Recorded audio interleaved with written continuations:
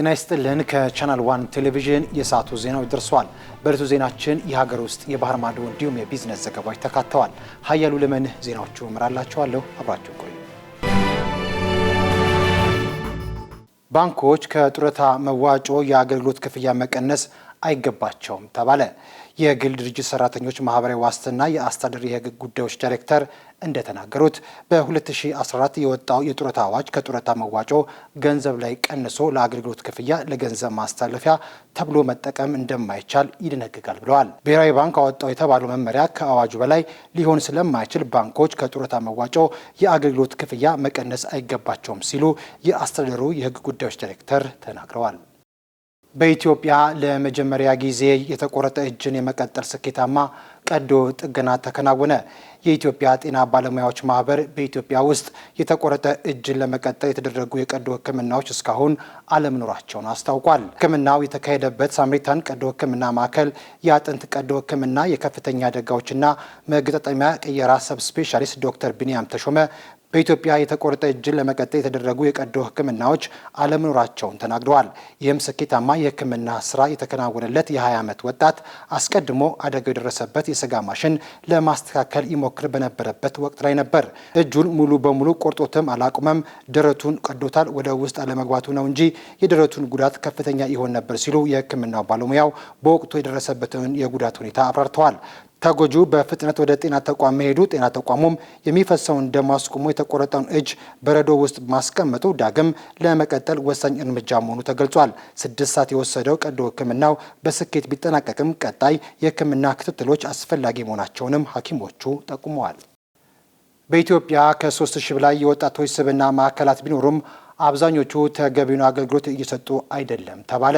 የሴቶችና ማህበራዊ ጉዳይ ሚኒስቴር እንዳስታወቀው በአዲስ አበባና በክልል ከተሞች የሚገኙ የስብዕና ማዕከላት የተለያዩ ስራዎችን ቢሰሩም የወጣቶችን ስብዕና በሚፈለገው መልኩ እየገነቡ አይደሉም።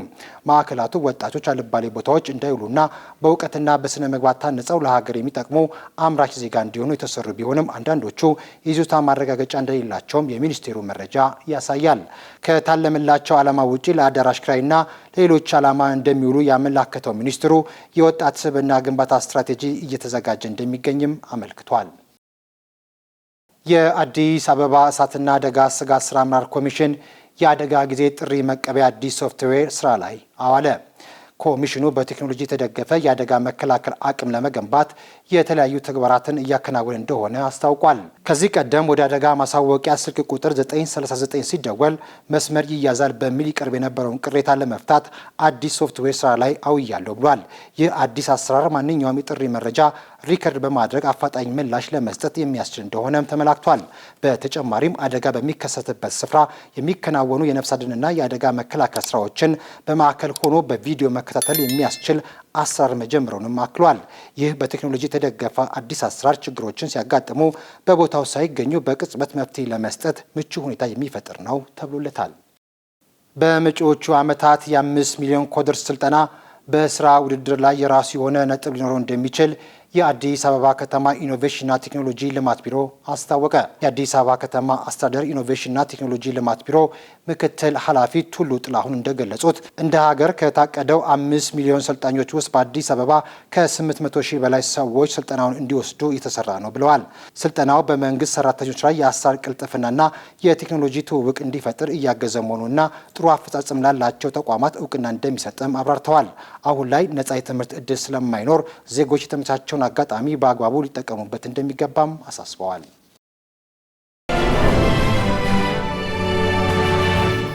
ከውጭ ወደ ያዝነው ዜና አለፍን።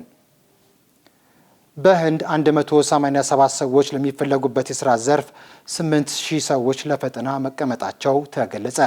በህንድ ኦዲሻ ለፖሊስ ድጋፍ የሚሰጡ የጸጥታ ኃይሎች 187 ሰዎች ብቻ ቢፈለጉም 8000 ያህል ሰዎች ለፈተና ተቀምጠዋል። ተፈታኞቹ በጣም በመብዛታቸው ፈተናው የተሰጠው በአውሮፕላን መንደርደሪያ አስፋልት ላይ ነው ተብሏል። ፈተናው በክፍት ቦታው ላይ ሲሰጥም ተፈታኞችን ለመቆጣጠር ድሮን ጥቅም ላይ ውሏል።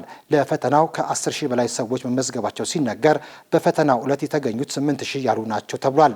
ምንም እንኳን ለስራው ብቁ ለመሆን 5ኛ ክፍል ማጠናቀቅ በቂ ነው ቢባልም በርከት ያሉ የመጀመሪያና ከዛ በላይ ያሉ ዲግሪ ያላቸው ሰዎች ተመዝግበዋል።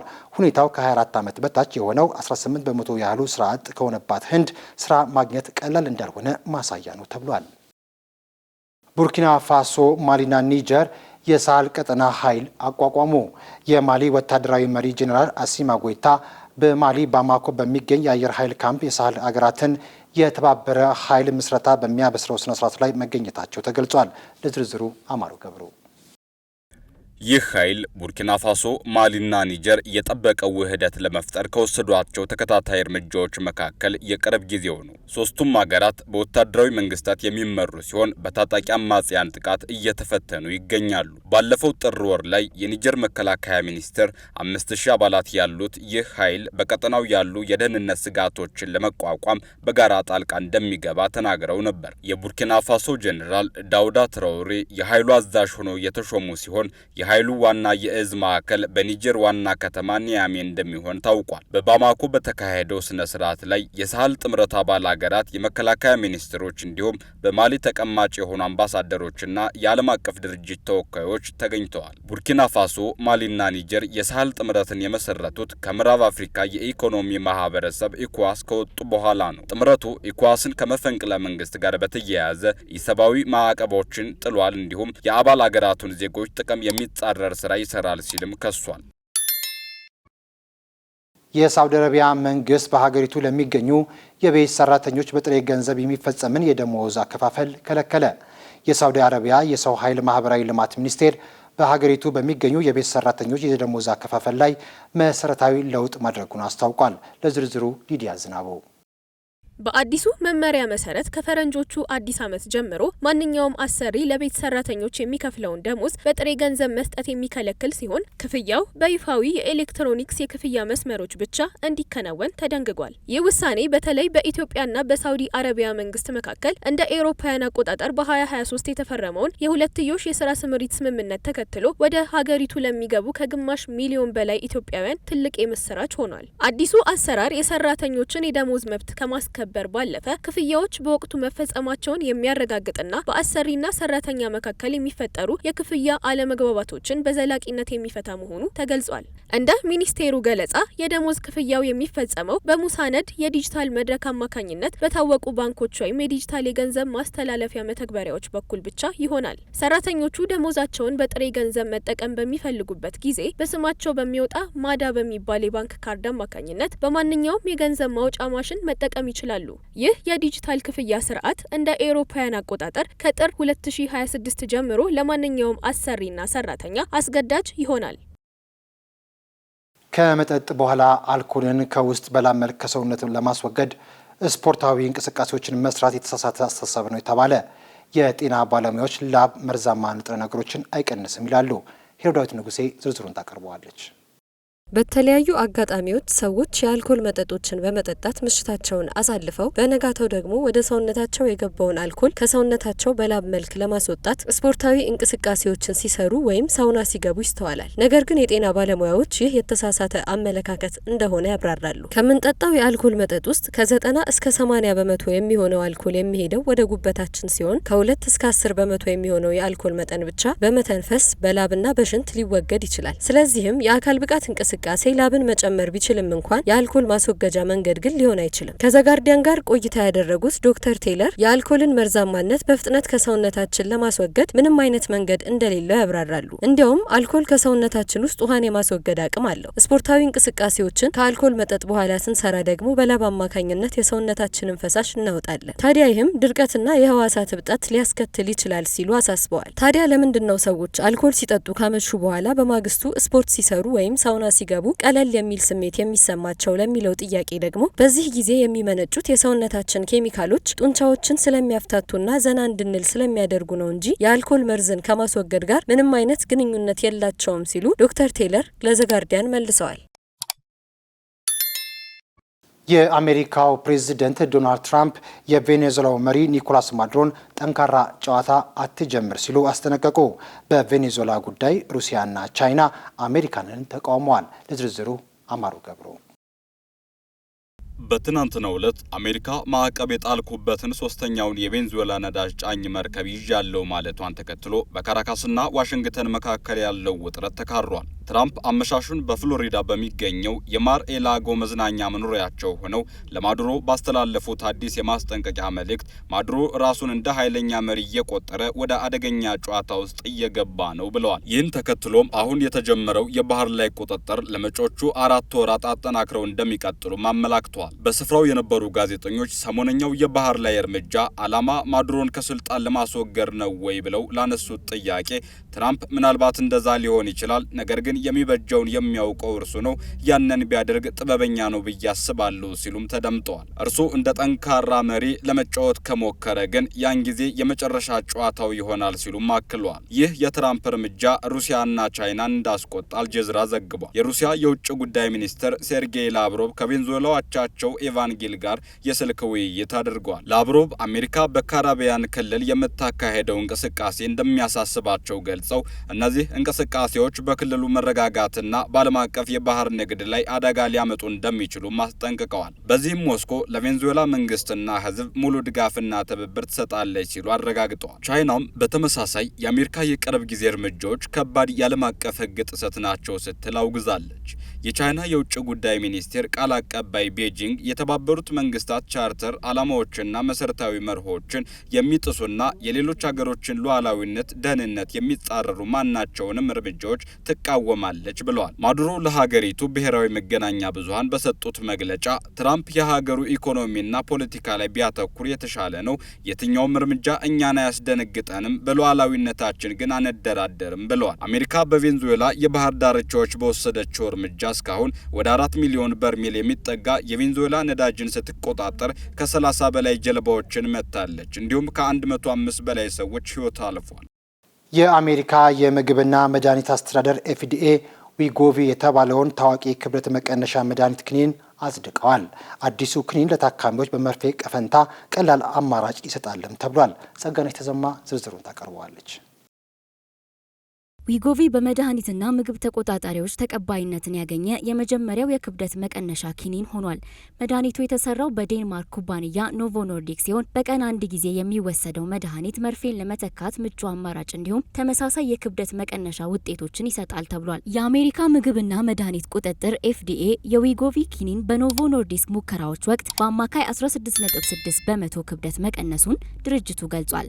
ከ1300 ተሳታፊዎች መካከል 1/3ኛው በተመሳሳይ ሙከራ 20 በመቶ ወይም ከዚያ በላይ ክብደት መቀነስ አጋጥሟቸዋል ሲል አክሏል። ኪኒኑ 25 ሚሊግራም ሴማግሌቲዩድ የአይነት 2 ስኳር መቆጣጠሪያም በመርፌ በሚወሰድ ዊጎቪና ኦዜምፒክ ውስጥ ያለው ተመሳሳይ ንጥረ ነገር በውስጡ ይገኛል። ኪኒኑ በፈረንጆቹ ጃንዋሪ 2026 መጀመሪያ ላይ በአሜሪካ ውስጥ ይጀመራል ተብሎ ይጠበቃል። የኩባንያው ዋና ስራ አስፈጻሚ ማይክ ዱስራ ለቢቢሲ እንደገለጹት ታካሚዎች እንደ ዋናው የዊጎቪ መርፌ ክብደት እንዲቀንሱ የሚያስችል ምቹና በቀን አንድ ጊዜ የሚዘጋጅ ኪኒን ይኖራቸዋል ብለዋል።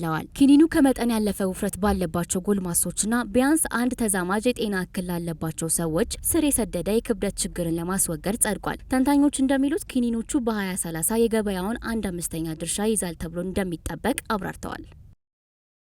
በአሜሪካ አዋቂ ሰዎች ላይ የተስተዋለ የሚገኘው መጽሐፍትን በደስታና በፍላጎት የማንበብ ልምድ በከፍተኛ ደረጃ እያሽቆለቆለ በመምጣቱ ባለሙያዎች በአዲሱ ዓመት ልማዱን ለማደስ አዲስ ፍኖተ ካርታ አቅርበዋል። ይህም ማንበብን ከግዴታ ይልቅ በእያንዳንዱ ገጽ ላይ ያለውን የማንበብ ፍላጎትና የሚሰጠውን ደስታ በማጉላት ነው። ሊዲያ ዝናቡ ዝርዝሩን ታቀርበዋለች። በአሜሪካ የሚገኙ አዋቂ ወይም አደልት የሚባሉ ሰዎች በፍላጎትና በደስታ የማንበብ ልምዳቸው በየጊዜው እየተቀዛቀዘና እየተመናመነ መጥቷል። በመሆኑም በዘርፉ ያሉ ባለሙያዎች እየተቃረበ ባለው አዲስ ዓመት በፍላጎት ላይ የተመሰረተ የማንበብ ልምድን ለማደስ አዲስ የሆነ ፍኖተ ካርታን አቅርበዋል። በቅርብ ጊዜ የተደረገ ትንታኔ እንደሚያሳየው ከሆነም በደስታና በተነሳሽነት የሚያነቡ አሜሪካውያን እንደ ኤሮፓውያን አቆጣጠር በ2023 ከነበረበት 28 በመቶ በ2024 ወደ 16 በመቶ ዝቅ ብሏል። በመሆኑ በአዲሱ ዓመት እንደ ኤሮፓውያኑ አቆጣጠር በ2026 የማንበብ ልምዳቸውን ለማዳበር ለሚሹ በሙሉ ባለሙያዎቹ አዲስ የሆነ ለንባብ የሚያግዝ ውጤታማ ስልትን እነሆ ብለዋል። ይህም አጭር ለሆነ የንባብ ክፍለ ጊዜ መርሃ ግብር መያዝ፣ በንባብ ጊዜ ትኩረትን የሚከፋፍሉ ዲጂታል መሳሪያዎችን ማራቅ እንዲሁም በድምጽ የተዘጋጁ የመጽሐፍ ትረካዎችን በነጻ የቤተ መጻሕፍት መተግበሪያዎች በኩል ማሰስን ይመክራሉ። ዋናው ዓላማም ንባብን ዘላቂና ጠቃሚ ዕለት ተዕለት የሚተገበር የህይወት አካል ማድረግ በመሆኑም አሳታፊ ያልሆነና ያልወደዱትን መጽሐፍ በመተው የሚያስደስታቸውን መጽሐፍ ማንበብ ተቀባይነት ያለው ስልት መሆኑንም ባለሙያዎቹ አጽንኦት ሰጥተው አሳስበዋል። ዘገባው የአሶሺየትድ ፕሬስ ነው። የቻይና ተመራማሪዎች አንጎል በቀጥታ ከኮምፒውተር ጋር እንዲግባባ በሚያስችለው የአእምሮና የኮምፒውተር በይነገጽ ክሊኒካዊ ሙከራዎች መሻሻል ማድረጋቸውን ተናግረዋል። ጸጋን የተሰማ እንደሚከተለው ዝርዝሩን ታቀርብልናለች።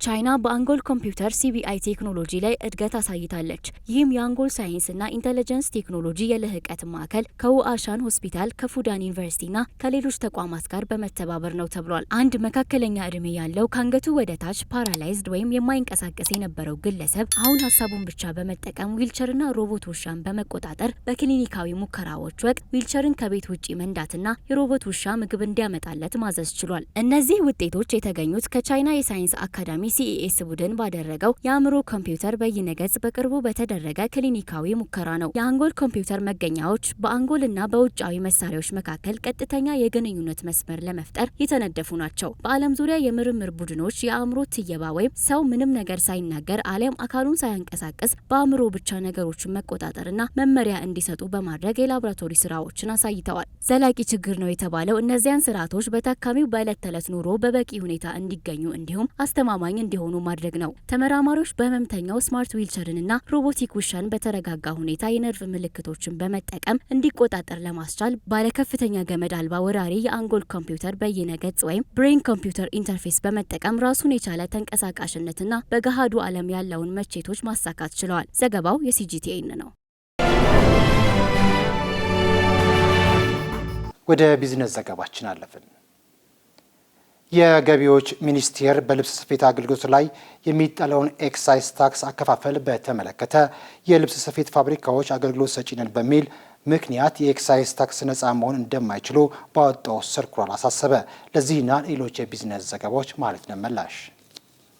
ከዚህ ቀደም የገንዘብ ሚኒስቴር በሰጠው ማብራሪያ አምራቾች ከደንበኞች የሚቀርብላቸውን ጨርቅ የመስፋት አገልግሎት በሚሰጡበት ወቅት የኤክሳይዝ ታክስ እንዲከፍሉ አይጠየቁም ተብሎ የነበረ ቢሆንም ይህ አሰራር የታክስ ገቢ እንዲታጣ ምክንያት መሆኑ ተገልጿል። በመሆኑም በኤክሳይዝ ታክስ አዋጅ ቁጥር 1186 ህዝባር 2012 እንደተሻሻለው መሰረት በኤችኤስ ኮድ 50.07 እስከ 63.04 የተመደቡ የጨርቃ ጨርቅና የተሰፉ ልብሶች ምርቶች የኤክሳይዝ ታክስ የሚጣልባቸው በመሆኑ የልብስ ስፌት ፋብሪካዎች ግዴታቸውን እንዲወጡ ታዟል። በመሆኑም የገንዘብ ሚኒስቴር በሰጠው አዲስ ማብራሪያ መሰረት የኢንቨስትመንትና የንግድ ፍቃድ ያላቸው የልብስ ስፌት ፋብሪካዎች ለኤክሳይዝ ታክስ ዓላማ የመመዝገብ ግዴታ አለባቸው። በተጨማሪም የልብስ ስፌት አገልግሎት ሰጪ ነን በሚል ሰበብ ከታክስ ነፃ መሆን አይችሉም የተባለ ሲሆን አምራቾች ፋብሪካዎቻቸውንና የሚመለከታቸውን የስራ ክፍሎች ይህንን አውቀው ተገቢውን ክትትል እንዲያደርጉ የገንዘብ ሚኒስቴሩ አሳስቧል። በታህሳስ 7 ቀን 2018 ዓ.ም በገቢዎች ሚኒስቴር የተላለፈው ይህ ውሳኔ በዘርፉ ሊሰበሰብ የሚገባውን የታክስ ገቢ በአግባቡ ለመሰብሰብና አሰራሩን ግልጽ ለማድረግ ያለመ መሆኑ ተጠቁሟል። የአዲስ አበባ ገቢዎች ቢሮ በበጀት ዓመቱ ባለፉት 5 ወራት ለግብር ከፋዮች ተገቢውን አገልግሎት ባልሰጡና ኃላፊነታቸውን ባልተወጡ 179 አመራሮችና ባለሙያዎች ላይ የዲሲፕሊን እርምጃ መውሰዱን ገልጿል። በቢሮ የሞደርናይዜሽን ዘርፍ ምክትል ኃላፊ አቶ መሐመድ አብዱራህማን እንደገለጹት ኃላፊነታቸውን በአግባቡ ሳይወጡ በተገኙ 20 አመራሮችና 159 ፈጻሚዎች ላይ አስተዳደራዊ የዲሲፕሊን እርምጃ ተወስዷል ብለዋል። ኃላፊው ይህንን የገለጹት ከዋና መስሪያ ቤት ጀምሮ በሁሉም ቅርንጫፎችና ወረዳ ጽህፈት ቤቶች የነበረውን የአገልግሎት አሰጣጥ አፈጻጸም ላይ ለመገምገም በተዘጋጀ የውይይት መድረክ ላይ ነው። አቶ መሐመድ አብዱራህማን የክትትልና ድጋፍ ስራው ተጠናክሮ እንደሚቀጥል ጠቁመው በተለይም በታክስ ሃርሞናይዜሽን፣ በቲን ቁጥር አሰጣጥ፣ በኢፋይሊንግ፣ ኢፔመንት፣ በመመዝገቢያ ክሊራንስ እንዲሁም በቅሬታ ሰሚ መማክርት ጉባኤ ውይይቶች ላይ ተጨባጭ ለውጥ ማምጣት እንደሚገባ አሳስበዋል። መረጃዎቻችን እንደቀጠሉ ናቸው። ሩሲያ ወደ ቻይና የምትልከው ፈሳሽ የተፈጥሮ ጋዝ አዲስ ክብረ ወሰን አስመዘገበ። ብሉምበርግ የቻይና የጉምሩክ ቢሮ መረጃን ጠቅሶ እንደዘገበው እንደ አውሮፓውያን አቆጣጠር በ2024 ከነበረው ጋር ሲነጻጸር ባለፈው ወር የተደረገው አቅርቦት ከ2 እጥፍ በላይ በመጨመር 1.6 ሚሊዮን ሜትሪክ ቶን ደርሷል። ይህ ከፍተኛ ጭማሪ ሩሲያ አውስትራሊያን በመቅደም ከኳታር በመቀጠል ለቻይና ትልቋ ሁለተኛ አቅራቢ እንድትሆን አስችሏታል። እንደ መረጃው አውስትራሊያ ወደ ቻይና የምትልከው የፈሳሽ የተፈጥሮ ጋዝ አቅርቦት እንደ አውሮፓውያን አቆጣጠር በ2024 ከነበረው አንጻር በ1/3 እንደሚቀንስ ያመለክታል። በቻይናና በአሜሪካ መካከል ባለው የንግድ ፍጥጫና በዝቅተኛ ፍላጎት ምክንያት ለረጅም ጊዜ ተቋርጦ የነበረው የጋዝ ግዢ ቻይና በነሐሴ ወር በሩቅ ምስራቋ በሃይ ተርሚናል በኩል ከሩሲያው አርክቲክ ፈሳሽ የተፈጥሮ ጋዝ 2 ጣቢያ ጋር ማስገባት በመጀመሯ ዳግም ሊያንሰራራ ችሏል።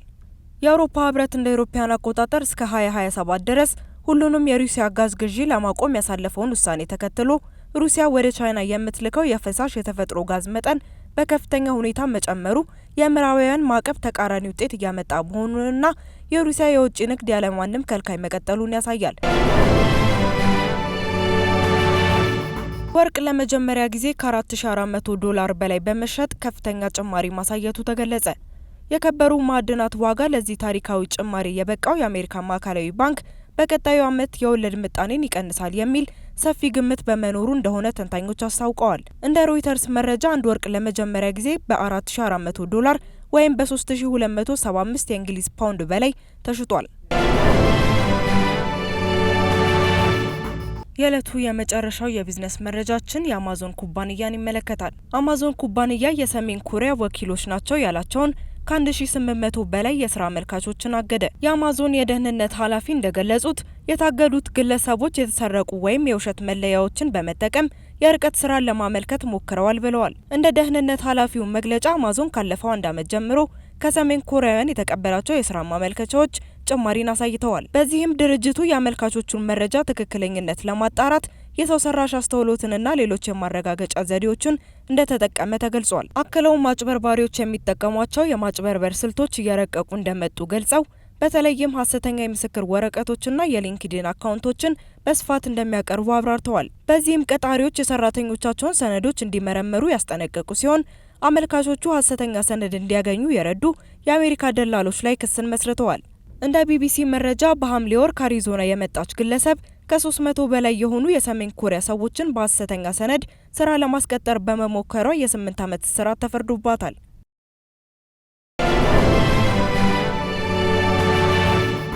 ወደ ስፖርት ጉዳያችን አለፍን።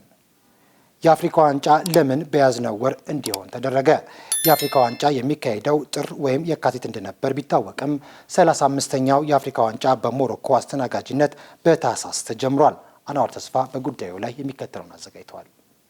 35ኛው የአፍሪካ ዋንጫ በሞሮኮ አስተናጋጅነት ተጀምሯል። የአፍሪካ ዋንጫ የሚካሄደው ጥር ወይም የካቲት እንደሆነ ይታወቃል። በእርግጥ በግብጽ አስተናጋጅነት የተካሄደው የ2019 የአፍሪካ ዋንጫ ሰኔ ወር ላይ መደረጉ አይዘነጋም። ይሁን እንጂ የዘንድሮውን የአፍሪካ ዋንጫ ካፍ ለታሪክ በመጀመሪያ ጊዜ ታህሳስ ወር ላይ ተጀምሯል። ይህም የሆነው ደግሞ በፊፋና ክለቦች ጫና መሆኑን ቢቢሲ ስፖርት አፍሪካ ያወጣው ሰፊ ትንታኔ ያትታል። የዓለም አቀፍ የእግር ኳስ የበላይ አስተዳደር ፊፋ የክለቦችን የዓለም ዋንጫ አስፋፍቶ በ32 ክለቦች መካከል ማካሄዱ ይታወሳል። ይህም በተሳታፊ ክለቦች ላይ ተጨማሪ ጫናን ፈጥሯል። ከዚህ ባሻገር የአውሮፓ እግር ኳስ ማህበር የሚመራቸው የሻምፒዮንስ ሊግና ዩሮፓ ሊግ የምድብ ጨዋታዎች ጥር 20 እና 22 በቅደም ተከተል ይደረጋሉ። ተጫዋቾች የአፍሪካ ዋንጫ ተሳትፏቸውን አጠናቀው ለክለባቸው የአውሮፓ መድረክ ጨዋታዎች እንዲደርሱ የአፍሪካ ዋንጫ ከጥር ወር ወደ ታህሳስ መምጣቱ ታውቋል። የአውሮፓ ክለቦች ተጫዋቾቻቸውንም ከታህሳስ 15 ጀምሮ እንዲለቁ መደረጉ የሚታወስ ነው። በ35ኛው የአፍሪካ ዋንጫ ትላንትና በተደረገ ጨዋታ ማሊና ዛምቢያ 1-1 ሲለያዩ ደቡብ አፍሪካ 2-1 አንጎላን አሸንፋለች። ግብጽ ደግሞ